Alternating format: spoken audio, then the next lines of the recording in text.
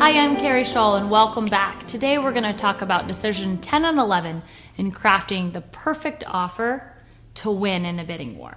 So decision number 10 is if you will have an appraisal contingency, and 11 is how long you'll let that contingency be outstanding. So let's talk about what an appraisal is again, just to make sure we're all on the same page.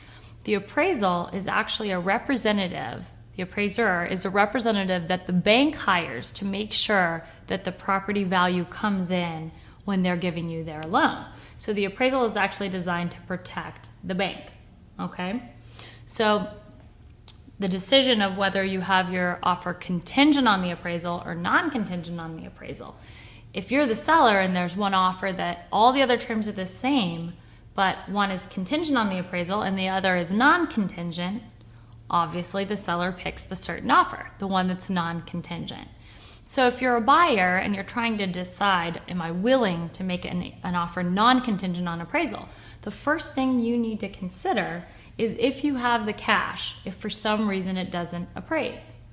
So some of my clients will say, we have the cash, we want this property, Carrie, and we are willing to waive it if that's going to help us win. Almost all the time, certainty is what the seller wants, so it will help them win. So again, you want to talk to your real estate agent and you want to talk to your lender to understand exactly the risk you would be exposed to. But this is a critical decision that our clients must make to compete. So let's imagine that they are not comfortable with doing no contingency. The second part of the equation, which is the next decision, is how long to have that contingency ride. Now, if you're using an organization like SunTrust or Bank of America or Wells Fargo, get a new real estate agent because they are not giving you the right advice.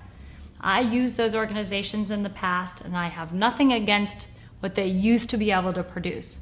But in the market today, particularly in a fast-paced environment like Arlington, you have to have a lender that has in-house underwriting and they have a small group of appraisers that go out very, very quickly. So let's imagine this. If one offer, the contingency is a 30-day contingency, and the other is 14, and the seller's trying to move on to another home, which do you think they're going to pick? They're going to pick the contract that offers them certainty the fastest. So you want to make sure that you get that time frame as short as you possibly can. I hope that was helpful. If you have any questions or concerns, you can always call the Carrie Shull team directly. Thanks so much.